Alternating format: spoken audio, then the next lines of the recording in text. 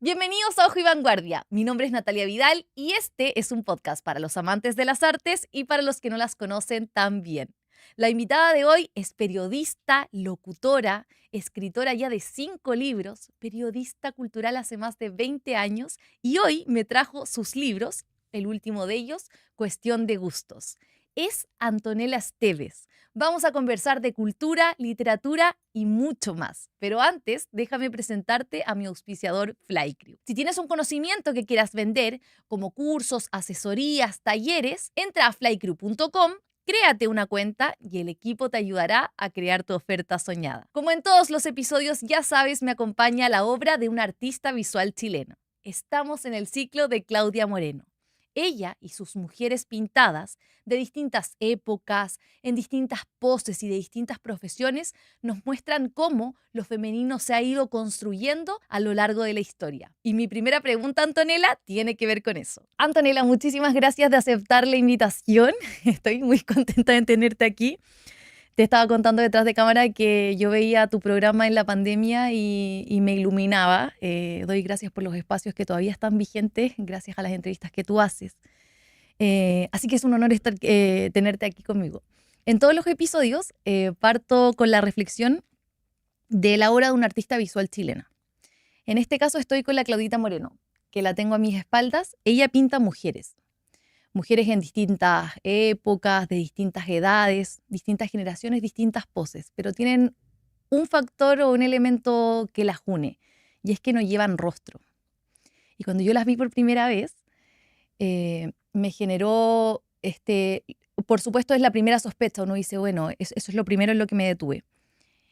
Y definí que de ellas se rescatan dos ideas principales. La primera es el que ninguna lleve rostro nos hace unas, a todas, nos aúna, pero también el que ninguna lleve rostro tiene que ver con esa invisibilización. No nos ven, por lo tanto no nos escuchan, no nos sienten, no nos entienden. Y hace un par de semanas atrás vi una entrevista que te hicieron en que tú dijiste algo que a mí me voló la cabeza, porque no nos separa, no nos ponemos como mujeres resistiéndonos, sino que tú dices, las mujeres, o sea, los hombres deberían leer a las mujeres para entenderlas, para favorecer la empatía. Y quiero partir con esa reflexión. ¿Por qué tú crees que los hombres deberían leer a las mujeres? Bueno, primero, gracias por la invitación, gracias por el espacio que tienes, me parece súper, súper valioso. Y lo otro, esa frase es de Chimamanda Ngozi, destacadísima escritora, eh, que de alguna manera da cuenta de varias, mira, en esa sola idea hay varias cosas. Primero, que leer desarrolla la empatía. Cuando nosotros nos acercamos a una novela, a un relato, ese relato está contado desde un punto de vista. Incluso si, por ejemplo, escribió una autora y está hablando desde un varón, ponte tú, te le está dando voz a un varón. De todas maneras es una autora la que está. De hecho, justo esta mañana entrevisté a Sergio del Molino a propósito de su novela Los Alemanes, y hay dos personajes femeninos ahí alucinantes. Y yo le decía que era muy raro ver a un hombre escribir así la subjetividad femenina. Entonces yo creo que es posible. Pero en general nosotros y nosotras estamos armados literariamente en el canon. Lo que leemos en el colegio, lo que leemos luego en la universidad, independiente de lo que estudiemos, fue escogido por personas que definieron que esto era lo valioso. Y históricamente lo valioso ha sido lo masculino. Entonces nosotros, como dice Meryl Streep, hablamos masculino porque hemos sido formadas en lo masculino. Vemos películas dirigidas por hombres, leemos libros escritos por hombres, etcétera. Y eso genera una subjetividad que nos permite entender ese mundo. Pero leemos, de hecho, lo que dice esa frase entera es que las mujeres, está comprobado, leemos autores y autoras, y los hombres leen solo autores. Mayoritariamente siempre hay excepciones, por supuesto. Y eso hace que nosotras tengamos mucho más acceso a subjetividades variadas que la de los hombres, porque la literatura te permite eso, te permite este gesto íntimo que dice Rosa Montero. No hay nada más íntimo que la lectura porque te mete en la cabeza de alguien más. Y eso me parece que es fascinante y poderoso. Eso cuando lo dijiste fue lo primero que pensé, que todos estos dichos, estas cosas, estas creencias que nos, que nos arraigamos, dicen, bueno, las mujeres son más empáticas, entonces son mejores para escuchar, son mejores psicólogas. son capaces de ponerse en tus zapatos. Y cuando te escuché decir eso, dije, bueno, es cierto, hay una capa ahí que uno dice, no, no lo quisimos, no fue voluntario, pero sabemos y podemos interpretar mejor porque crecimos familiarizadas con eso, o sea, eso fue lo que nos enseñaron. Hemos avanzado un poco en la carrera de que las voces femeninas sean mejor representadas y también se puedan entender y no se vean desde lo sensiblero, como desde todas estas miradas medias peyorativas. Yo creo que hay dos cosas ahí respecto a tu reflexión, Natalia. La primera es que ese entrenamiento cultural de la empatía es exactamente eso, es un entrenamiento y es cultural. Entonces, los seres humanos tenemos la potencia de ser empáticos. Hombres, mujeres, no binarias, todes tenemos la potencia de ser empático. Luego, como nosotras vamos a ser cuidadoras, según el mandato patriarcal, se nos entrena la empatía porque eso es lo que se espera de nosotras. Y desde muy chiquitita, ¿cierto? No solamente al pasarnos una muñeca para que cuidemos, sino también la lógica de anda a ver a tu hermanito, ¿cierto? Anda a ver al abuelo, anda a ver a la persona que está enferma, escucha a tu profesora, que no es algo que se le exija a los varones. Entonces, es un entrenamiento que tiene que ver con el cotidiano y con nuestras maneras de habitar el mundo. Eso como por un lado, y por supuesto los hombres también tienen la potencia de hacerlo. Y si a los hombres también se les entrena, y por supuesto hay casos. Yo te vengo de una familia en donde ese tipo de energía no estaba puesta. Mi hermano y yo compartíamos las labores de casa, compartíamos las labores de cuidado y por lo mismo hoy día no tenemos esa diferencia y él es un hombre absolutamente empático y fantástico. También, por supuesto, vivimos en una sociedad, independiente de lo que pase en la familia, los mandatos están por todos lados. Y una manera de ir contra los mandatos es entender esto, que son culturales, que no son naturales. Una trampa del patriarcado es instalar la idea de que somos así. Desde el inicio de los tiempos venimos de los gorilas y los gorilas son así y hay como no y no. Uno hoy día está súper comprobado de que los sapiens sapiens tenemos más que ver con los bonobos si quisiéramos hacer las comparaciones en términos de compartir ADN. Y los bonobos son súper feministas, son súper relajados, son súper patriarcales, etcétera. Si quisiéramos ir por ese camino. Y segundo, la humanidad, desde el Homo sapiens, tiene más o menos 200.000 años. Y el patriarcado no supera los 15.000. Eso es súper importante. La organización patriarcal, en donde lo masculino es superior a lo femenino y lo femenino está subyugado a lo masculino, es relativamente nueva en la historia de la humanidad. Hoy día aparecen cada vez más información respecto a la prehistoria y cómo las organizaciones humanas vivían y convivían por cientos de miles de años. Y tenían una mirada, hoy día sabemos, mucho más equitativa, mucho más asociada a la comunidad. Los cabros chicos, los niños eran de todo el mundo los cuidaba, ¿cierto? Tenemos hoy día esa idea. Entonces es importante decir, el patriarcado no es natural. Que las mujeres seamos más empáticas es resultado de un entrenamiento cultural. Los hombres también podrían serlo. Luego, en esta lógica patriarcal, a los hombres les conviene que las mujeres seamos las cuidadoras y yo digan, ay, que no sé cómo se hace. ¿Cachai? No, hazlo tú, que tú eres mejor para eso. No, anda tú a hablar con el niño porque yo no sabría cómo acercarme. Lo mismo que pasa con, no sé, es como la lógica de que hay una convención entre nuestro útero y la posibilidad de limpiar, ¿no? Y es como, perdón, yo no nací con las instrucciones de la lavadora en la cabeza, fue algo que aprendí y que cualquier hombre que viva solo también lo hace, ¿no? Entonces, eso es algo que se puede destruir o se puede poner en cuestión, pero yo creo que también destruir a lo largo de poner en cuestión los relatos. Y una cosa que hace la literatura, que hace el cine, que hace el teatro, es cuestionar relatos y mostrarnos que hay otros mundos posibles, que hay otras maneras de organizarnos, que ha habido otras maneras de organizarnos. Y una potencia para eso es que aparezcan más voces y que no sea solamente el mismo tipo de voz que tiene más o menos la misma experiencia y más o menos la misma historia, la que hable y ocupe todos los espacios del discurso. Tú dices esto es cultural, no natural, y haces periodismo cultural. Y antes de empezar yo te digo, también a mí me gusta fomentar la cultura. ¿Qué es la cultura? La cultura es todo. La cultura es todo. Y esto es muy importante porque especialmente en un momento en donde hay una mirada social que pone en cuestión, que sospecha de lo intelectual, que sospecha de lo artístico, ¿no?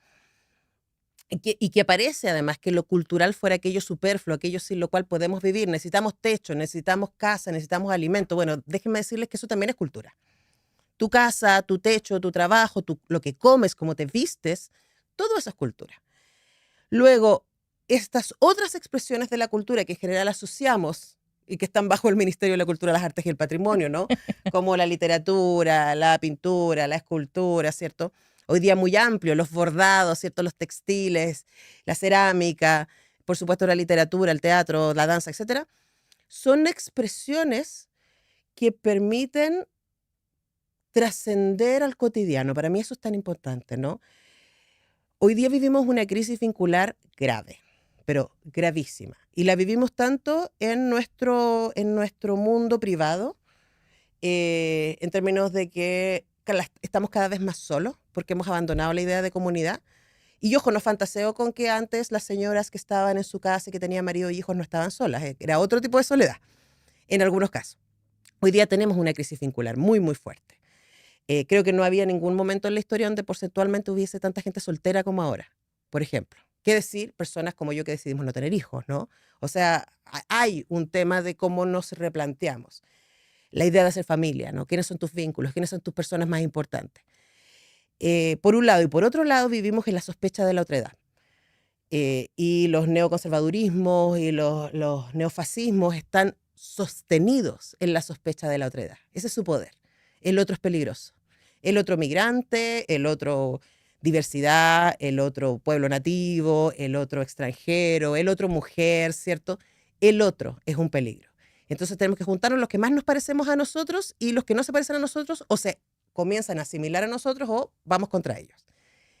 Y eso, bueno, además de que es peligrosísimo para la diversidad humana porque somos diversos, ¿no? Entonces es una fantasía querer asimilar, ¿no? Y todas las veces que la humanidad ha tratado de hacer eso ha terminado muy mal. Las artes nos permiten acercarnos a la otredad.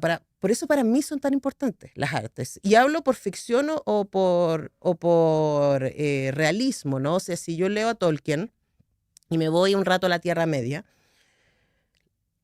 Tolkien está hablando de otredad todo el tiempo. Está hablando, Ursula K. Le Guin, que es una de mis escritoras favoritas, ella habla, todos sus libros son sobre la otredad. Y cómo cuando nos encontramos con la otredad, lo que nos pulsa ahí es lo desconocido en nosotros, ¿cierto? Y lo que nos pone nerviosos. Entonces, yo creo que las artes son el espacio de diálogo que tan urgentemente necesitamos hoy día. Porque puede que tú y yo votemos por personas distintas, pero cuando vamos a ver una película, vamos a ver una obra de teatro, somos parte de una comunidad que está sintiendo cosas. Y a lo mejor después de esa película o después de esa obra de teatro, tú y yo nos podemos sentar y acercarnos en nuestras miradas. Y a lo mejor igual vamos a votar distintos. Pero yo voy a entender quizás un poco mejor porque tú haces lo que haces, ¿no? Y eso hoy día es urgente. Hoy día es urgente porque vivimos en una sociedad que potencia la individualidad, que potencia la sospecha. O sea, los matinales están llenos de sospecha. La pregunta por la seguridad es una pregunta que pone a la otredad en un lugar maligno y de sospecha. Y eso no le hace bien a nadie. Incluso a quienes propenden esos discursos, a largo plazo, esa cuestión igual les va a explotar en la cara. Porque somos comunidad, y somos comunidad diversa. Y una manera de acercarnos es escuchar los relatos de los otros.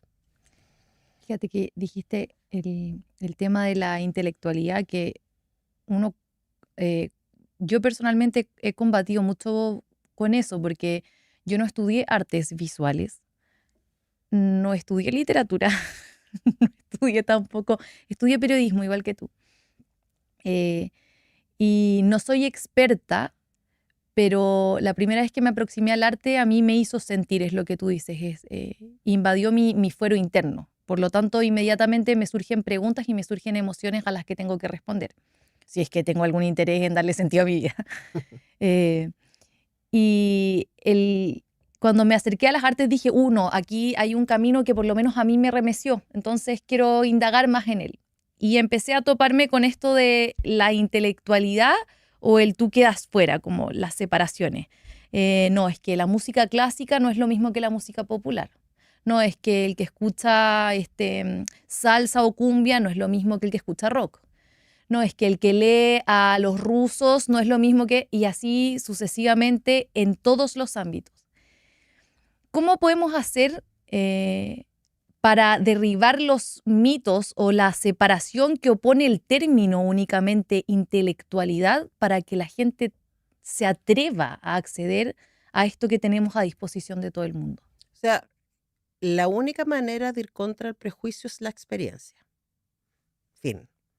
Yo puedo tener 4.000 prejuicios, pero una vez que yo atravieso ese prejuicio y vivo la experiencia, me va a pasar lo que me va a pasar. Y yo encuentro que hay varias cosas ahí. Una cosa que yo creo que el mundo de la intelectualidad y de la academia, que de donde yo no provengo, pero que hoy día habito, me ha costado mucho reconocer eso. Bueno, soy académica de la Universidad de Chile hace 15 años y estoy en Radio Sí. Universidad de Chile hace 20, pero yo no vengo de ahí. O sea, yo soy primera generación profesional de ambos lados de mi familia. Entonces, para mí fue un entrar y pienso, ¿cómo lo hice yo? Bueno, primero, en mi casa siempre hubo música. Desde los Jaiba, Violeta Parra hasta Led Zeppelin y Pink Floyd. Esa es mi educación musical. Maravilloso. La música clásica la empecé a escuchar yo de más grande, ¿no? Pero yo creo que ese es un dato, entender que toda expresión cultural tiene su valor. Y yo creo que ahí la academia y la intelectualidad se cae. Cuando dice, es que esto no es, o sea, es como Bach, no voy a comparar a Bach con los Jaivas, ponte tú. Y es como, puedo, perfectamente. Quizás a mí me haría un poquito más ruido decir, ok, vamos a comparar a Bob Bunny con los Violeta Parra. Pero ahí habría que hacer una escucha, ¿no? Y habría que decir, ok, pero ¿por qué la gente escucha a Bad Bunny? ¿Cachai? ¿Por qué a la gente le interesa el reggaetón? ¿A qué gente? ¿Y por qué? ¿Qué es lo que moviliza? ¿Qué es lo que hay ahí? Antes de, porque ojo, de este lado también hay prejuicio, ¿no? Entonces, primero, si tú tienes herramientas para derribar los prejuicios, bueno, empieza a hacerte preguntas. Eso sería como mi primer acercamiento. Y lo otro, mira lo que pasa cuando se cruzan mundos. Veamos el fenómeno de albolecturas, por ejemplo. O sea, Joaquín partió en enero, Joaquín Reynó, que es recién egresado periodista, partió en enero con su Instagram y hoy día tiene sobre 100.000 seguidores. ¿A qué está respondiendo Joaquín? Porque, ¿qué es lo que llamó la atención? Me contaba él que su primer video fue uno sobre Jane Austen, antes de los rusos. Ya lo conocí cuando ya estaba recomendando rusos. Y era como, a ver, espérate. ¿Qué hace un chiquillo de Maipú con habla popular, ¿no? Con una polera del Colo y recomendando a los rusos, diciendo que La Guerra y la Paz es el libro más fascinante que han leído en la historia. Y uno dice, ¿qué? Y es muy interesante Fascinante. porque y él te va a decir, que lo dijo hace poco en una entrevista, y yo soy súper fan de él, me encanta, porque es muy real, es muy de verdad. Dijo, mi pelea tiene que ver con que la cultura es de todos. Y su trabajo en redes sociales da cuenta de eso. Da cuenta de, bueno, a ver, no porque yo venga de donde vengo no puedo entender a Dostoyevsky. Y yo creo que ese es el tema. El tema primero tiene que ver con la valoración, la valoración de lo que ya existe en cada persona como cultura.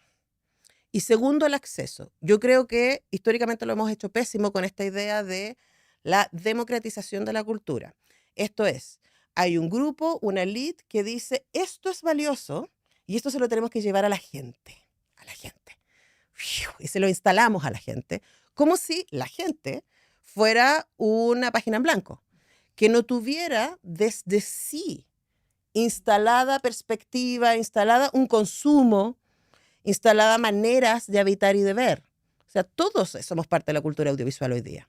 O sea, lo que hace TikTok, nos guste o no, es instalar una manera de ver, que luego tiene sus consecuencias. Vemos más, vemos en menos tiempo. Estamos bombardeados por información, pero ¿qué tipo de información nos interesa? Son el tipo de preguntas. Puede ser fatalista, o sea, apocalíptico integrado, diría Eco, ¿no? Entonces yo creo que la primera manera es, yo en los últimos años, especialmente trabajando en los directorios del Centro Cultural La Moneda y ahora del Violeta Parra, he aprendido muchísimo, especialmente de mis colegas en los directorios, esta idea de transformar la democratización de la cultura en la democracia cultural. Entonces, entender que todo sujeto, toda persona tiene una cultura que le define ya, de base, eso existe. Y si yo le quiero ofrecer algo nuevo, tengo que interactuar con lo que ya está ahí. Pero primero tengo que preguntar, ¿desde dónde está el interés?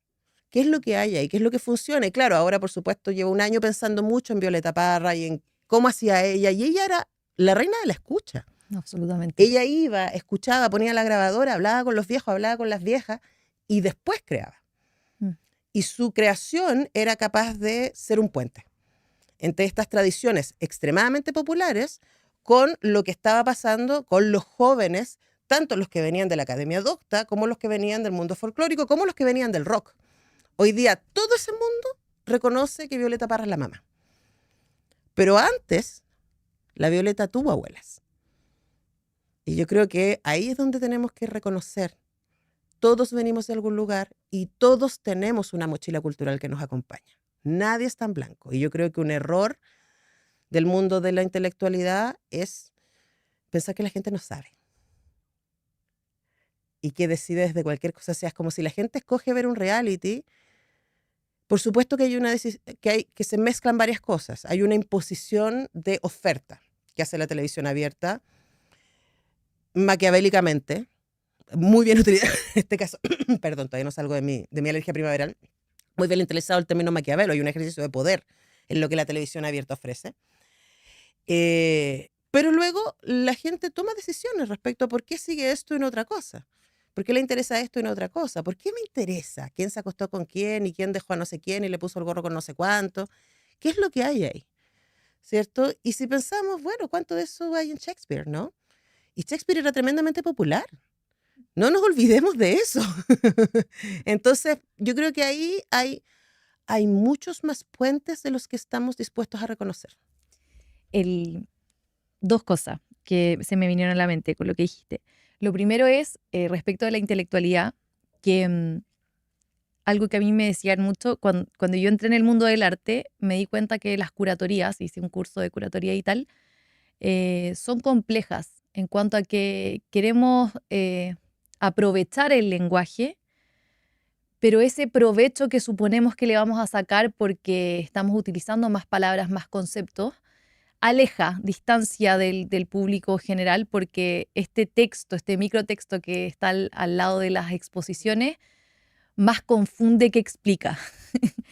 Y lo mismo con novelas que son también complejas y tal. Y en ese sentido, el mundo de los intelectuales está al debe con la idea de, ok, ¿por qué no lo simplificamos un poco? A mí lo que me dice la gente en redes sociales, que era el otro punto que te iba a tocar, que es, me dicen, Nati, qué bueno, porque al fin entiendo quién es Van Gogh.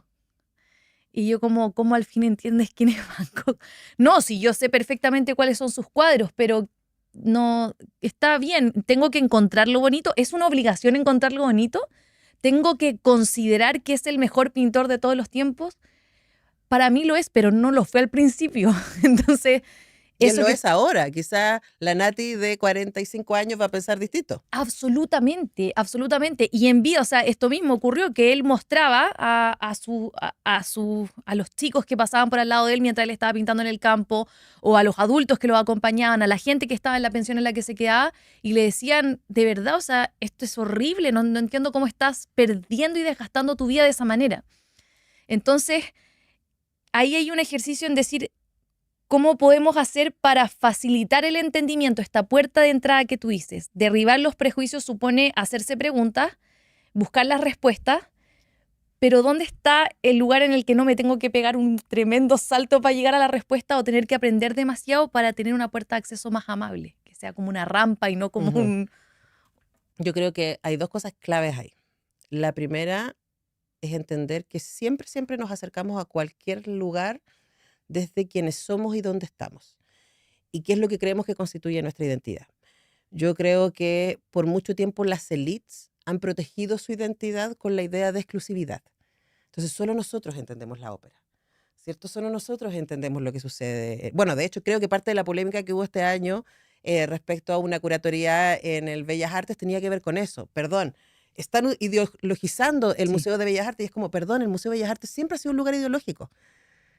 Que una curatoría o que una mirada respecto a una muestra sea conservadora no la hace menos ideológica. Su ideología es el conservadurismo, ¿no? O sea, es ideológico que más del 90% de las obras que hay ahí sean de hombres, ¿cierto? Hay una mirada. Lo que pasa es que, de nuevo, se viste como natural, se viste como esto es lo normal y ahora ustedes lo están ideologizando, lo están chasconeando. Y es como, no, no, no. Siempre ha existido eso, siempre nos situamos desde algún lugar. Entonces también yo creo que cuando alguien defiende mucho como su propio nicho, a mí me suena inseguridad, siempre. ¿Cachai? Es como, pero ¿cuál es tu problema? ¿Con qué otra gente lo pueda disfrutar? ¿Con qué otra gente lo pueda entender a su manera? ¿Qué diría Van Gogh si pensáramos eso, no? Yo constantemente me hago ese tipo de preguntas. Y luego entender que toda experiencia cultural es primero una experiencia emocional. Siempre. Lo que tú decías que te pasó cuando conociste a esta pintora, ¿no? Me pasó esto, me llamó la atención, me dolió, me excitó, me complicó, me dolió la guata, me salí con vértigo, salí angustia, me pasa mucho en el teatro, yo salgo angustia. Y todas esas son emociones humanas que todos los seres humanos tenemos. Entonces yo creo que es una cosa que ha hecho muy bien la élite, ¿cierto? Los que se creen mejores, es decir, bueno, pero es que esto para comprenderlo, tienes que pertenecer a cierto grupo y tienes que tener cierto... Pero quizás para comprenderlo a tu manera, pero para sentirlo, cualquier persona puede sentir cosas escuchando a Greg. Cualquier persona puede sentir cosas frente a un Pollock. Cualquier persona puede sentir cosas viendo una obra de la Nona Fernández o leyendo a Zurita. O sea, es como, saquemos la cabeza un rato. La cabeza viene después, ojo, a mí me encanta la cabeza. Yo ahí vivo y lo paso chancho, ¿no? Yo sé. Pero la gracia es lo que te pasó en la guata, lo que te pasó en el cuerpo primero. Y cuando entendemos que el cuerpo es el lugar de entrada del arte, porque en el cuerpo habita la cultura, todos tenemos acceso a todo. Y ahí se abren todas las puertas, pues, querida. Entonces, eso es muy emocionante. Por eso es tan fascinante acompañar a niños al museo. Lo que pasó ahora con el Vanity Fauna de la Maliki en el Bellas Artes. Lleno de niños. Y la Maliki es una seca, que viene al mundo popular del cómic, pero que es una gran pintora y es muy culta. Y ahí tú puedes o no ver todos los referentes que están funcionando, pero te pasa lo que te pasa, ¿no? Ojo, si tú ves Kill Bill, te van a pasar cosas y va a ser entretenido, ¿no? Si ves Kill Bill ahora, que tú sabes que se portó súper mal con la Uma Thurman y no sé qué, te van a pasar cosas distintas que si la viste sin saber eso, pero te pasan cosas. Luego, yo ya era profe de historia del cine cuando vi Kill Bill y por lo tanto podía reconocer los referentes. Esto es cine hongkonés, esto es spaghetti western, esto es cine exploitation de los 60 y yo tuve otra experiencia porque yo tenía un conocimiento. Pero eso no, mi experiencia no era superior al adolescente que estaba viendo al lado mío por primera vez y que estaba fascinado con estas mezclas raras de Tarantino, ¿no? Entonces, eso es. No hay experiencias superiores. Hay lecturas más complejas, si quieres. ¿Cachai? Pero eso tiene que ver con quiénes somos, pero sentir. Todos podemos sentir. Por eso a ti te va bien. ¿Cachai? Y por eso también le va bien al Albo Lectura. Porque todos queremos sentir que hay un otro par que te dice, querida, querido, esto también es suyo. Que eso... Ay, ya uno se emociona. Eso es que es un círculo, ¿verdad? Es como partiste diciendo, estamos en una sociedad en la que urgentemente necesitamos hacer comunión. Exactamente. Encontrarnos. Y eso es lo que yo encontré cuando abrí las redes sociales. Me ocurrió que yo tenía este gusto por el arte y dije, ya voy a empezar. Fue mi marido el que me instó, pero le dije, ya sí, en realidad voy a empezar a hacer esto, pero lo voy a hacer bien a la mía, como lo que tú dices.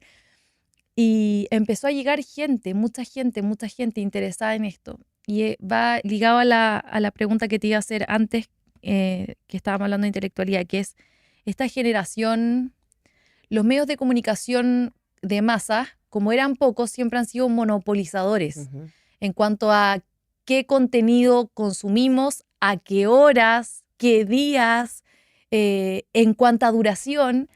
Y eso me lo preguntaban en una entrevista que me hicieron, cómo cambian los podcasts el escenario, cómo cambia. Yo les decía, en realidad lo cambió el internet primero, pero los podcasts cambian la escena, sobre todo en realidad la escena en todos los ámbitos, porque ya no tengo que esperar a las 10 de la noche para ver algo que me gusta, o le decía a Christian Barken que también yo terminé los domingos poniendo mi alarma a las 7 de la mañana porque era la hora a la que le ponía la belleza a pensar.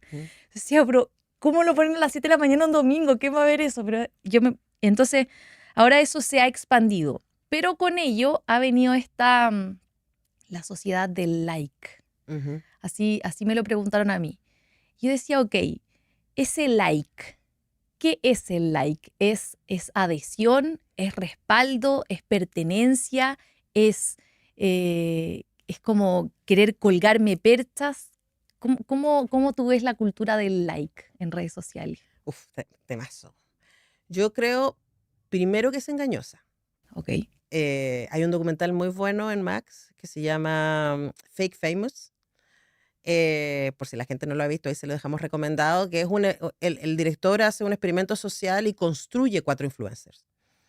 Eso se dedica, hace un casting de personas que tengan menos de 1000 seguidores y los transforma en influencers. Y los transforma, digo, les crea el mundo para que ellos puedan hacer sesiones de fotos, subir contenido, generar contenido. Y también les compra seguidores y les compra comentarios. A mí tengo sentimientos súper encontrados con el mundo de los influencers, por ejemplo. Y de hecho, por lo mismo, yo frente a mi prejuicio, yo me acerco. Ese es mi ejercicio periodístico. Es como, esto me parece súper raro. A ver, vamos a ver qué hay ahí. Entonces me puse a seguir muchos influencers. Y empecé a darme cuenta, por ejemplo, de literatura, que es una de las áreas que me interesa, que la mayoría de ellos, por ejemplo, no leía chilenos. Y es como que, ¿y qué leen? Bueno, el mercado entendió perfectamente que como hay menos espacios para la literatura en los medios de comunicación y al mismo tiempo después de Harry Potter de manera masiva, no es que no existieran antes, pero después de Harry Potter de manera masiva, la literatura infantil juvenil tuvo un boom editorial, dijeron, ok, aquí tenemos la mediación que ya no está en los medios de comunicación para acercarnos a este público. Y ahí hay un súper buen negocio. O sea, es como, yo lo conozco el negocio y las editoriales hacen desayunos, les hacen eventos, ¿cierto? Les mandan las cosas antes, generan una dinámica ahí que yo no necesariamente considero que sea mala, me complica así de manera mucho más profunda que las novelas. Yo he hecho el ejercicio además de leer las novelas de nuevo. Frente al prejuicio, yo me lanzo. Y hay muchas de ellas que la educación sentimental que están poniendo es extremadamente conservadora, es súper patriarcal, vestida de dragones y de magia, si quieres, pero sigue siendo que la chica se vuelve poderosa hasta el momento en que se enamora y cuando se enamora ya no es importante, es salvar el mundo. Pero eso ya lo habíamos visto en Crepúsculo y en los Juegos del Hambre, y etcétera, ¿no? Entonces creo que por un lado la cultura del like es engañosa en términos de que cuántos seguidores y cuántos likes de esos son de verdad, no lo sabemos. Luego, ese es como el lado de mi sospecha. Luego el lado celebratorio, a propósito de lo que tú decías de los podcasts, yo soy profe de radio en la Universidad de Chile, en la Escuela de Periodismo, y el primer ejercicio que hago con mis alumnos es que ellos escojan un podcast que les gusta y que me hagan una descripción al respecto, que me convenzan de escucharlo, básicamente. Y lo que nos damos cuenta es que siempre se trata de un ejercicio de identificación. Tú escuchas los podcasts, y en la radio también pasa, de aquella gente que sientes familiar. O sea, la gente que nos está viendo ahora, Natalia, es porque sientes que tú eres parte de su familia, ¿no? Y eso, imagínate Pablito Aguilera. Sí, no. El tío, el padre de generaciones y generaciones. Yo siento que la gente que me escucha en Radio Universidad de Chile todas las mañanas me da el privilegio de entrar a sus casas, a sus trabajos, a sus teléfonos. Y eso es un privilegio, ¿no? Y la radio y los podcasts además tienen esta cosa media secreta, que la gente en general no nos ve y estamos ahí muy en el cotidiano, pero estamos acompañándolos y eso genera un nivel de intimidad que es muy poderoso y del que yo me siento muy responsable también. Y por lo tanto me exijo mucho para que mis entrevistas y el contenido que yo genero esté a la par de la confianza que me están dando y de su tiempo. Entonces, lo que empieza a pasar con los podcasts es que empiezan a haber más voces. Y lo mismo empieza a pasar con los influencers. Más gente como yo, y ese como yo es amplísimo, Cosa, sí. tiene un micrófono y está contando cosas que a mí me interesan. Y si tú piensas podcasts súper importantes como Las Amicas, o como Expertas en Nada, o como Tomás va a morir, se trata de grupos de amigos que se juntan a hablar de lo suyo. Yo uno de los programas más queridos que hago, que es La República de las Letras, es un club de lectura entre amigos. Llevamos 14 años Sí. juntándonos una vez a la semana a comentar un libro. Originalmente era con vinito, ¿cierto? Y después nos íbamos a comer, después el Alberto Mayor se fue a España, nos echó a perder esa lógica. Así que ahora lo hacemos por Zoom. Y efectivamente una de las cosas que más nos reclaman los auditores antiguos es que perdimos La familia. esta dinámica que teníamos en vivo, ¿no? Sí. Entonces yo creo que la cultura del like es mucho más complicada de lo que hemos querido aceptar, porque cuando hablamos de acceso y de democratización, estamos hablando no solamente de la gente que es capaz de ir y observar y consumir, sino también la capacidad de la gente que es capaz de crear, que es un poco lo que ha pasado con la música urbana, ¿no? O sea, es como cualquiera con un computador y un poco de oreja puede generar un hit. ¿Y eso es bueno o es malo? Depende que esté puesto ahí, ¿no? Pero a mí lo que me pasa es que me da curiosidad. Eso me pasa, me da curiosidad. A mí por razones estéticas y feministas no me gusta el reggaetón. Porque además fui criada escuchando Pink Floyd, entonces está difícil poder entrarle, ¿no? Pero no debo, como una vez escuché a Marisol García decir en un foro, no deberíamos negar el fenómeno cultural, de nuevo, ahí está la palabra. La música urbana también es cultura. Está siendo producida por una generación en un contexto específico y está diciendo cosas que para ellos sean importantes, independiente si le pone la misma frase 40 veces en la canción, ¿cachai? Ok, hay una erótica que está apareciendo, hay una violencia que está apareciendo, hay una denuncia que está apareciendo. Seguir como diciendo, ay, no, eso es muy feo, no lo quiero mirar, también es otra manera de cortar puentes, ¿no? Entonces, frente a eso, ¿qué hacemos? Lo que hice yo con respecto a los influencers, cuando me decían no leo chileno, yo le digo, bueno, ¿y qué tal si lees? Entonces le digo al Joaquín, ¿qué tal si te invito a conversar con un escritor chileno en la Biblioteca Nacional? Y armamos este encuentro libro, apoyado por la Biblioteca Nacional y por Busca Libres, en donde todos los meses se sienta un influencer con un escritor chileno. Y fue muy lindo, porque partimos con Joaquín entrevistando a Andrés Montero, después tuvimos a Pluma de Mujer entrevistando a la Nona Fernández, a la Cat Leco entrevistando a la Fran Solar, ahora recientemente a Celsoy entrevistando a Juan Pablo Sutherland, se viene Libros de Atenea entrevistando a Zambra y la vieja del lenguaje entrevistando a Lalia Trabuco. Y, o sea, de verdad para mí, como periodista que lleva 20 años entrevistando creadores, ha sido una maravilla, porque yo presento y me echo para atrás. Si tú veis los videos, es esto. Yo, buenas tardes, bienvenido, y me echo para atrás y veo un partido de tenis. Y es fascinante, y eso partió con mi convicción, luego de haber hecho la investigación, de que hay bookfluencers que efectivamente aman los libros y la literatura y que son profundamente curiosos. Hay otros que no. Hay otros que solo quieren que los inviten al desayuno y que les manden las cajitas y bla. Dale. Esas personas a mí no me parecen muy interesantes, pero los otros, yo creo que sean mis amigos.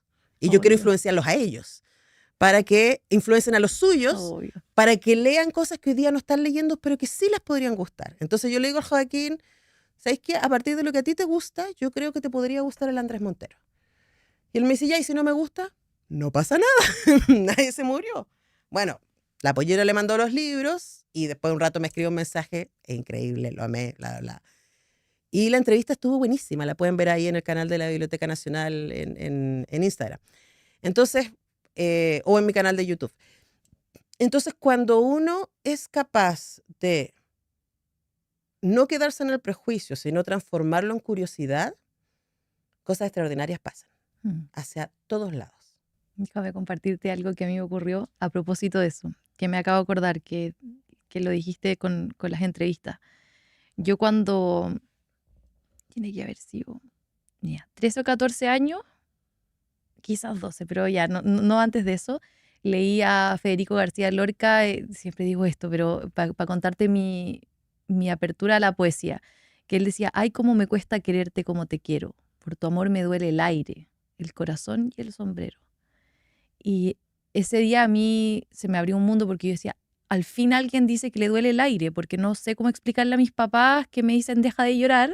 Entonces, claro, uno es chico, es adolescencia y todo, pero empieza a encontrar referente. Entonces, avanzado cuando entré a estudiar periodismo en la Católica, se me ocurrió escribirle correo a los poetas chilenos. Le escribí a Oscar Ján, le escribí a Nicanor Parra, le escribí a Eric Polhammer, en fin, Pablo Simonetti, y me contestó Eric Polhammer. Y nos hicimos amigos. Tan grande, por ejemplo. Que yo de verdad, bueno. Y ahí descubrí, como él es escritor y estuvo muy familiarizado, la dificultad que tienen los chilenos para leer a chilenos. En cambio, yo estaba, o sea, a él le Además, parecía... ¿cómo te va a costar leer a Paul Hammer? No, imposible. Sí, es lo más gracioso que hay, es muy divertido, y habla de fútbol, y habla de comida, y habla de descorazonamiento. Enaltecer lo cotidiano, ¿verdad? Que entonces es imposible no entenderlo porque le pasa a todo el mundo que va encima de la micro, o sea, sobre la micro, pensando en cualquier cosa, etc. Yo leía su poesía y el fútbol, bueno, el fútbol. Pero yo conversaba con él de esto, es cómo es posible que nosotros viviendo en un país tan pequeñito en el que nos identificamos y todo, y en la poesía están puestos ahí nuestros problemas, nuestra condición geográfica, nuestra condición cultural y todo, tengamos esa brecha o ese sentir de, no, lo chileno no es tan bueno. O no, ay, no, de cine chileno. Y tú sabes mucho más de cine. Yo me declaro una incompetente en cine. Pero para él era una dificultad. Decía, yo hago poesía, o sea, lectura de poesías y no va nadie. No entiendo por qué. Si yo tengo hipótesis al respecto. Porque el cine chileno me ha tocado analizarlo desde Cine Chile. Bueno, y 2 de esos libros que tienes ahí son de cine chileno y los 2 primeros también lo son. Mira, que sea local no significa que sea familiar. Eso yo creo que es un gran punto. Si tú le preguntas a un adolescente que te describa una calle de Los Ángeles, California, probablemente va a poder. Si tú le pides que te dedique a Los Ángeles, yo pensé que en el sur de Chile, probablemente le va a costar más. Sí, entiendo. Porque ¿cuántas series, películas? O sea, si yo te pido que me describas Nueva York y nunca has ido, probablemente igual puedes hacerlo. O París, o Roma. ¿Entiendes? Porque nos resulta familiar. Porque nuestros imaginarios están repletos, ¿cierto?, de aquello que ha sido construido desde el norte global. Entiendo. Y nos sentimos mucho más familiarizados con aquello que con esto que está en nuestro mundo cotidiano. Y es muy re loco. Uno dice, pero ¿cómo la gente no va a querer ver cine que se trata de ellos, de sus propios problemas, de las personas que se parecen a ellos, poder reconocerse en? Y mi experiencia es que ahí hay una construcción de un prejuicio a partir de lo que es familiar. Entonces yo voy además ir al cine es tan re caro, y si estoy usando una plataforma, bueno, entre ver algo que yo sé más o menos de qué va, tipo una película de los Avengers, versus ver una película de Matías Vice, que no sé quién es, que nunca lo he visto, es como voy a ir con una de los Avengers porque tengo 2 horas y me voy con una cosa más segura, de nuevo, lo familiar. ¿Ya? Pero lo que sabemos, por experiencia de nuevo, más allá del prejuicio, es que cuando tú enfrentas al público chileno a cine chileno de calidad, y hoy día tenemos 50 largometrajes de ficción y documental estrenándose en promedio, la última década, ese es el promedio, que es muy distinto a cuando se estrenaban 2 o 3 hace 30 años atrás, ¿no? O sea, efectivamente las cosas han cambiado radicalmente. La técnica ha cambiado radicalmente. Ojo, que se instalan ciertos prejuicios, que el cine chileno suena mal, y era como, no señora, el cine chileno no suena mal. La sala donde usted veía el cine chileno sonaba mal, y cuando iba a ver una película gringa no se enteraba porque usted estaba viendo los subtítulos. ¿Se fija? Oh, no, pero es que el cine chileno solo habla de dictadura. A ver, mi socito Marcelo Morales en Cine Chile todos los años hace el estudio de cuántas películas chilenas hablan de dictadura, y la verdad es que incluso en la conmemoración de los 50 años no pasamos el 14%.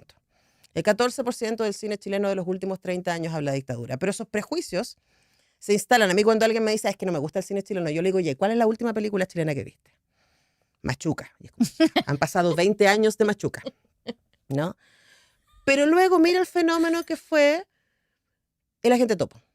Sí, uy, qué maravilla. O, bueno, las películas de la Maite en general, ¿cierto? Ahora La Maite Memoria está muy... Infinita, ahora acaba de estrenar La vida de la otra. A mí, por ejemplo, soy muy fan de la Claudia Guayquimilla. Y, por ejemplo, Mala Junta es una película que ella mostró en sala, mostró en festivales, pero mostró muchísimo en colegios. Y mostró muchísimo de hecho, mostró incluso en centros de detención, y de hecho de ahí, de una exhibición en centros de detención, vino un diálogo que generó la siguiente película, que Mis hermanos sueñan despiertos. Entonces, cuando tú de nuevo, mira, Natalia, o la gente aquí no está viendo, esta es la clave, creo yo. Cuando tú eres capaz de transformar tu prejuicio en curiosidad, la experiencia habla por sí misma y a lo mejor no te gusta. A lo mejor no te gusta, pero por lo menos pasaste por ahí, ¿no? En Cine Chile tenemos linkeadas todas las películas que están para verse en plataformas. Si están en Cineteca Nacional, que tiene una gran cantidad de películas, ¿cierto? O la Cineteca de la Universidad de Chile, o Onda Media. O sea, hay muchas posibilidades de ver cine chileno de calidad gratis. Y es solamente decir, oye, y en una de esas, oye, mi abuelita siempre me hablaba de la Desideria. Bueno, vaya a ver para el otro lado, o la de Malas Camelias. Créame, lo va a pasar increíble. Son grandes películas, muy divertidas. Entonces, es eso, superar el prejuicio y ir por la curiosidad. Y romper, sí, también como tenemos esto de, no, otro día, la dejadez también es como, no, ¿qué voy a ir yo ahí? No sé. Eso Pero es, yo creo que hay una cuestión que yo, por ejemplo, me lo preguntaba mucho cuando llegué a la presidencia del Centro Cultural La Moneda. ¿Por qué, si es un lugar gratuito, hay una gran cantidad de santiaguinos o chilenos y chilenas que pasan por ahí todos los días, por La Moneda, y nunca han bajado? Yo le preguntaba cada vez que subía al taxi, cada vez que subía al Uber, cada vez que a la señora que viene a ayudarme en la casa una vez a la semana, oiga, ¿y usted ha entrado alguna vez al Centro Cultural La Moneda? No, pero es ¿qué voy a hacer maravilloso. yo ahí? Esa es la frase. ¿Qué voy a hacer yo ahí? Y es como, ¿y quién le dijo que esto no era suyo? Y yo siempre digo, vaya a usar internet, vaya a usar el baño. Si está en el centro y anda haciendo trámite, entre, es gratis. Vaya a usar el baño, vaya a usar el internet, vaya a tomarse un café, vaya a sentarse. Si se anima y quiere entrar a una exposición, dele. Pero el tema, esto ya lo sabemos. Los adultos que leemos es porque en nuestra infancia y adolescencia tuvimos contactos con libros. Mm. O que en nuestra casa, como en la mía, no había una gran biblioteca, pero a mí siempre mis papás me hicieron sentir que los libros eran valiosos. Entonces yo era una gran usuaria de la biblioteca del colegio, igual que mi hermano.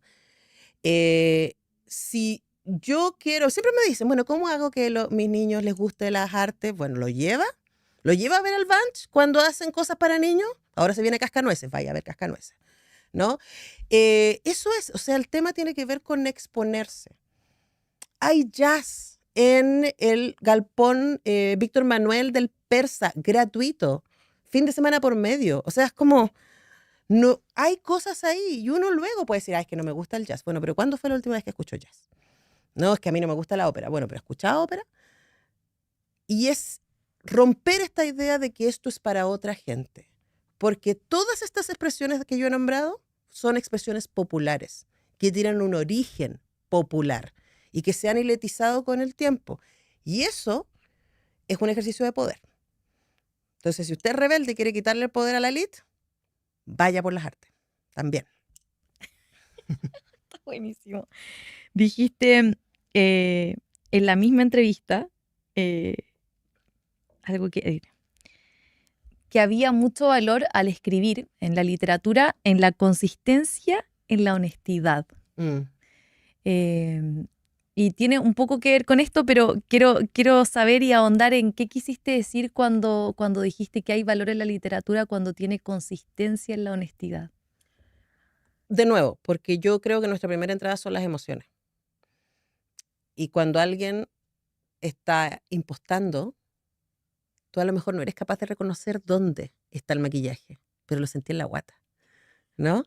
Cuando alguien viene y tú decís, esta persona es como que me hace ruido, yo creo que no es como se está mostrando, ¿no? Y a mí, por ejemplo, me pasa mucho con las series, con las películas y con la literatura, que yo tengo muy poca tolerancia a las producciones en donde no se le tiene cariño a los personajes. Yo rápidamente abandono ahí. No me o sea, si al escritor o escritora o al director o al guionista no le tuvo cariño al personaje, ¿por qué le voy a tener cariño yo? ¿Para qué me voy a quedar viendo esto? Adiós.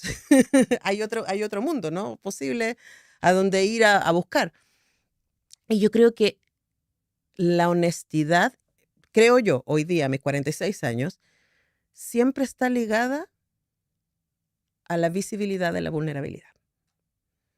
Yo creo que todos, todas somos vulnerables, somos frágiles.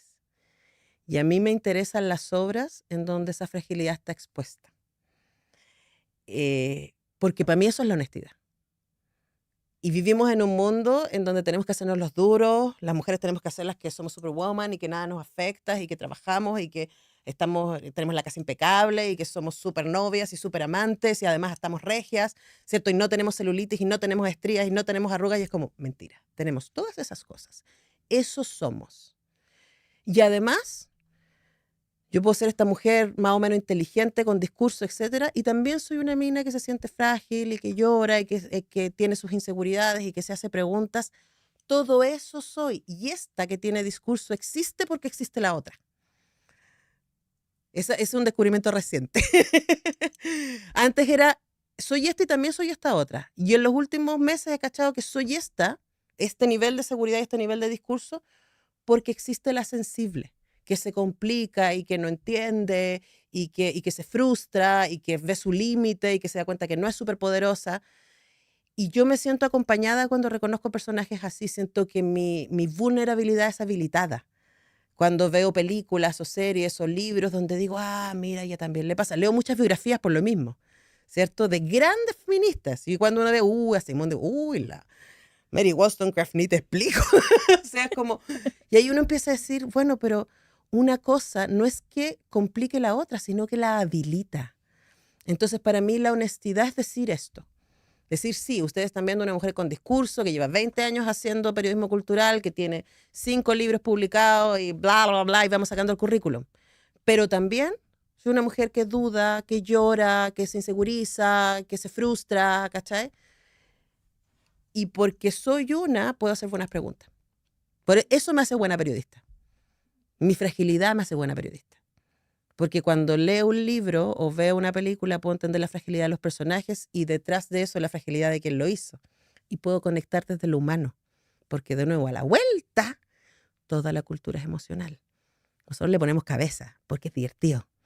Pero realmente todo nos pasa en el cuerpo. ¿Viste? Este ejercicio es un ejercicio emocional, Nati. ¿Cachai? Que tú te rías, que nos sentamos conectadas, que la gente que nos está viendo esté diciendo, wow, sí, a mí también me pasa eso. Eso es primero emocional. Sí. Después escribimos los papers. ¿Cachai? Entonces no le quitemos emocionalidad al arte, porque eso es lo que nos salva, eso es lo que nos rescata de este mundo tan hostil. Me siento en mi momento de fanatismo máximo. Lo que me emociona mucho. 2 últimas preguntas. No, 3. La primera es 3 autores chilenos que recomendarías a cualquier persona que está empezando a leer. Andrés Montero. 3. Es que Andrés Montero, no. A ver, yo soy muy, muy fan del Andrés Montero, pero es que quiero explicar por qué. Yeah. De hecho, ahora lo voy a entrevistar en Puerto de Ideas. Es el único chileno que voy a entrevistar en Puerto de Ideas. Voy a entrevistar a otra gente muy notable también, pero me emociona mucho entrevistar al Andrés. Lo he entrevistado muchas veces. Hay varios cuestiones de gusto con Andrés. Pero es esto, hablando de lo que hablábamos, Andrés está muy situado. Yo creo que por eso me entusiasma tanto su literatura. Es un varón heterosis, muy joven, está en sus 30s, que lleva muchos años estudiando, lleva muchos años escuchando. A él le interesa mucho la narrativa oral. Con la Nico, su señora y su socia además, porque la Nico es una cuentista también en sí misma maravillosa, tienen Casa Contada y es tan bonito ver todo ese peso cultural de historias en la obra del Andrés. Eso me parece muy fascinante. Para gente que está empezando, yo también le recomendaría mucho a la Daniela Viviani. Porque no les voy a recomendar a la Francisca Solar, porque ella estuvo por acá, como está súper ultra top, y sí, lean a la Francisca sin duda. La Daniela es mucho más desconocida, me parece a mí. Y la Dani Viviani tiene esta trilogía que parte con la historia de una mujer en el centenario. Ella es de muy buena familia, pero ella está todo el tiempo muy inquieta porque ella siente que podría ser otra cosa. Y se arranca de su casa en el centro de Santiago, donde vivía la aristocracia entonces, y va a conocer Santiago y ve otras cosas. Y ahí se encuentra con algunos personajes que luego van a derivar a Víctor, que es en la novela anterior, que es donde viene uno de los personajes con la que se encuentra la protagonista de la primera novela, y que nos lleva además al mundo de la Pampa, al mundo de las salitreras, al mundo de la matanza de Santa María de Iquique. Ella es muy entretenida como escritora, si quieren leer como novela de época bien investigada, pero que está así como increíble. Creo que esa es una gran opción. Y, uy, es que, bueno, ahí hay 20. No sé, no sé. Lo voy a tirar para el final, pero es que quiero decir por qué a mí quería mucho este libro, porque yo los vi todos. Bueno, entonces voy a nombrar un nombre en vez Ese. de irme con eso. También yo destacaría mucho a Vladimir Rivera, que tiene 3 libros de adultos que yo sepa y tiene varios libros para niños. A mí me gusta mucho Vladi, es un gran guionista, también fue uno de los guionistas de Gen Mishima. Y bueno, Julio Rojas también, pero bueno, de nuevo también, Julio Rojas es súper famoso. Yo estoy Sí, tratando de ir con los que son menos famosos.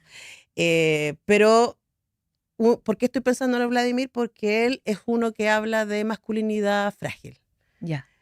Tiene un libro que a mí me encanta que se llama Yo soy un pájaro ahora, que es un libro fantástico, hay especie de ciencia ficción, un mundo distópico en Chiloé, esto fue prepandemia, hay una crisis ahí con una avícola, sale un virus, bla, y masculinidades frágiles, con muchas preguntas, y es como, pero sí, eso es. El tema es que se vistan de otra cosa, Sí, y que lo claro. pasen pésimo en el proceso, pero eso es. Y yo creo, bueno, además es un gran escritor, tiene 4, ahora me acordé, hay otro con La Pollera, sobre su pueblo de origen, entonces eso, Vladimir Rivera. Ya dije 3. Sí. ¿Merece Zurita el Nobel? Súper sí. Súper sí. Y Nicanor lo merecía. Sí, súper sí. Sí, ¿verdad? Y en ambos casos creo yo por razones parecidas, porque hay no solamente poesía, hay performance. Y hay mucho territorio en ambas poesías. Yo creo que Zurita es fascinante cuando uno lo entiende situado. Y cuando se da cuenta, cuando uno lee en su poesía la historia reciente de Chile y el corazón roto. Y yo creo que hay que abrazar el corazón roto. No solamente para hacerle cariño, sino para entender que sí, que hoy día vivimos en una época de desencanto y hay que ir buscando primero lugares para coger ese desencanto. Y yo creo que leer quienes escriben con el corazón roto nos hace bien para aguacharnos ahí y decir, ay, qué bueno saber que hay otra gente, para transitar el luto y para encontrar comunidad. Y cuando encontramos comunidad, ahí podemos crear. Pero no podemos crear con el luto no elaborado. Yo creo que este país ha tratado de hacer eso por 30 años y mira cómo nos ha ido. Última pregunta ahora sí. Esta es una que tengo pendiente, o sea, que se la hago a todos mis invitados. Y es, ¿cómo crees tú que podemos, desde la sociedad, fomentar que los niños crezcan más vinculados con su sensibilidad y que vean en las artes una oportunidad de vida? A ver, la respuesta más formal sería educación artística, ¿no? Creo que la educación artística es fundamental y por educación artística no estoy pensando en escuelas tipo fama, diría la gente de mi generación, ¿no? Así como que vayan y que quieran ser bailarines Sí. o músicos, sino que cuando desde muy pequeños los chicos y chicas están expuestos a talleres de música o de escritura o de dibujo o de patchwork o lo que sea, van a desarrollar habilidades blandas que van a ser fundamentales para sobrevivir. O sea, yo todavía soy de la generación a la que le dijeron, si tú estudias y te esfuerzas, vas a poder construirte una buena vida. Hoy día no le podemos decir eso a un niño de 10 años. No sabemos cómo va a ser el mundo en 30 años. Fin. No sabemos a cuánto estamos de Mad Max. Sabemos que la lava viene. Sabemos. Entonces, ¿cuáles son las habilidades para sobrevivir que van a necesitar las nuevas generaciones? Creatividad, flexibilidad, trabajo en equipo, ¿cierto? Capacidad crítica de mirar el mundo, especialmente en este mundo de fake news, en donde vamos a vivir cada vez más, en donde la inteligencia artificial nos va a plantear fuentes, bueno, esto es falso o verdadero. ¿Cómo se desarrollan todas esas habilidades? A través del arte. O sea, eso es fundamental. Entonces, bueno, tu público ya es un público que le interesa el arte, ¿no? Pero ahí les damos argumentos para que hablen ahí con su vecina, con el tío, con no sé qué, que dice, yo siempre pienso en eso en Radio Universidad de Chile, la gente que me escucha ya está convencida, ya es el coro, pero bueno, mi pega es darle argumentos para que puedan hablar con sus propias comunidades, ¿no? Y creo que eso es súper interesante, ¿no? No necesariamente la educación artística va a transformar a niños artistas, a lo mejor sí, pero les va a dotar de habilidades que van a requerir para sobrevivir en un mundo incierto, que ya es y solo se viene peor. Y la otra cosa es como yo no le puedo pedir a un niño que valore algo que yo no valoro. Fin. O sea, es como el mejor ejemplo, o sea, la mejor enseñanza es el ejemplo. Entonces yo no puedo decir, es súper importante leer, y nunca me ven leyendo, ¿cierto? O hay que ir a los museos. Bueno, ¿y usted va a los museos, cierto? O hay que sentarse a disfrutar de la música. Bueno, y usted pone el disco, ni siquiera estoy diciendo el vinilo ya, pero pone Spotify y se echa para atrás a escuchar, no sé, Up de Peter Gabriel, a decir así como, oh, qué maravilla esto, ¿no? Se sienta con ellos a decirle, hay un libro hermoso, ay, olvidé el nombre, que también es de La Pollera, de que estuvo acá, el director de orquesta. Ah, Paolo Bortolameoli. Siempre digo más su apellido. Bueno, el libro de Paolo Es y fantástico. es una carta de amor a su hijo explicándole por qué le gusta, por qué hace lo que hace.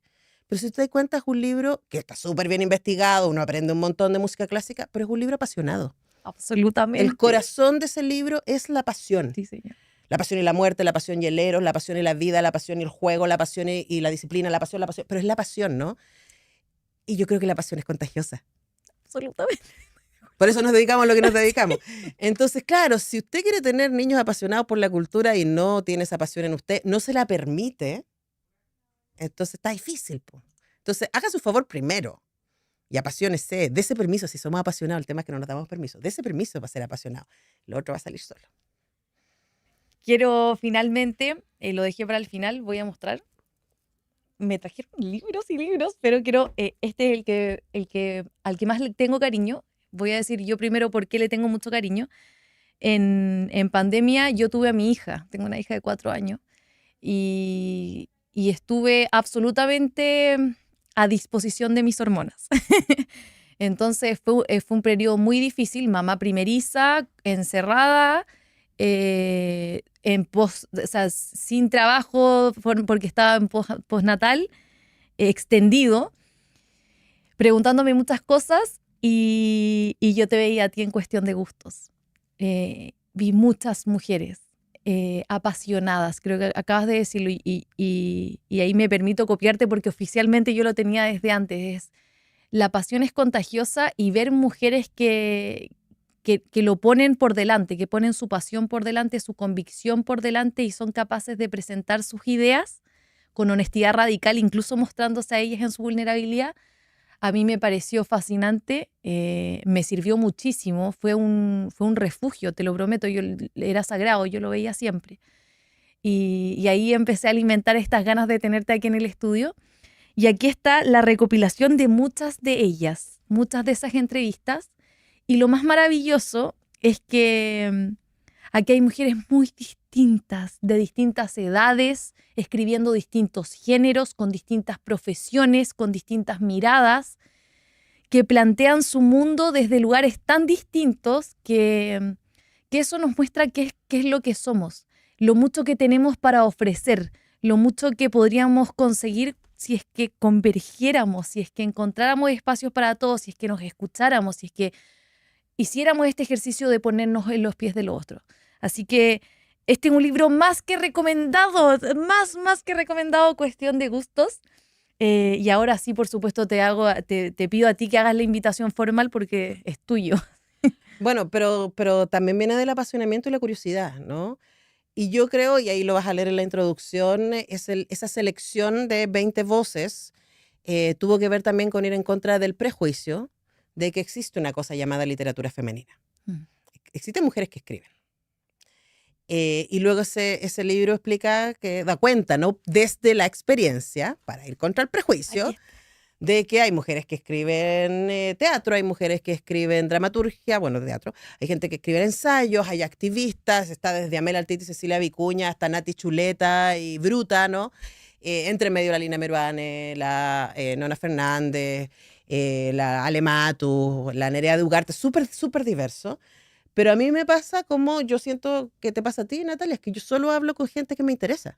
Esa es una súper maravilla de mi trabajo y de ser mi propia editora, es de que a mí nadie me impone, tenéis que hablar con esta gente, ¿no? Yo me encuentro con obras, me llaman la atención gente, también hay una cosa así como, es que como esta persona me tinca de ser entretenida, ¿no? Porque cuestión de gusto es como esto, es una hora de conversación. Y no cualquier persona te sostiene una hora de No, conversación, súper difícil. por sí, muy brillante que sea, ojo, no tiene que ver con habilidades específicas, ¿no? Entonces yo le tengo mucho cariño a ese libro. Te traje también los 2 libros de entrevistas de cine que tengo. Ese fueron... ¿Por qué filmamos lo que filmamos? Los 2 se llaman ¿Por qué filmamos lo que filmamos? El primero lo hicimos junto a la Universidad del Desarrollo, donde yo hacía clases hasta hace un par de años. Y esos son diálogos sobre el cine chileno del 2006 al 2016. Y está muy divertido porque hablamos con los protagonistas de una década muy importante del cine chileno, de muchos premios, etcétera. Y en el segundo, que son diálogos con solo mujeres. Entonces ahí hay 3 partes. Una parte en que yo escribo con los antecedentes que tenemos hoy día, la historia de la participación de las mujeres en el cine chileno, que ha sido mucho más relevante de lo que se nos ha dicho y de la que nos falta muchísima información. Luego hay entrevistas que tienen que ver con estrenos, con mujeres estrenando películas, y luego hay un grupo de entrevistas que son mujeres que llevan muchos años haciendo cine. Y es como, ¿cómo llegaste a hacer cine? ¿Por qué? Porque es importante. ¿Cómo nadie te dijo que este no era un mundo de mujeres, no? Y yo aprendí un montón con esas, siempre aprendo un montón con las entrevistas, así que todos están editados por La Pollera si los quieren encontrar, y eso. Maravilloso. Estamos listos. Muchas gracias. Lo pasé demasiado bien. Espero que todos también en la casa. Gracias, gracias, gracias. Un placer, gracias a ti. Ha sido una muy entretenida conversación y gracias a la gente que nos está viendo. Y al equipo acá, muchas gracias. Gracias por llegar al final de este episodio. Espero que lo hayas disfrutado tanto como yo y que te haya dado para reflexionar un poco y te quedes pensando en cómo podemos incluir espacios para dialogar de las artes, de la cultura y cómo ellas nos dan sentido a nuestra vida y nos reflejan a nosotros mismos. No te olvides de suscribirte a YouTube, a Spotify, de seguirme en las redes sociales Instagram y TikTok para estar atento a los próximos episodios y a todos mis contenidos. Nos vemos en el próximo capítulo. ¡Chao, chao!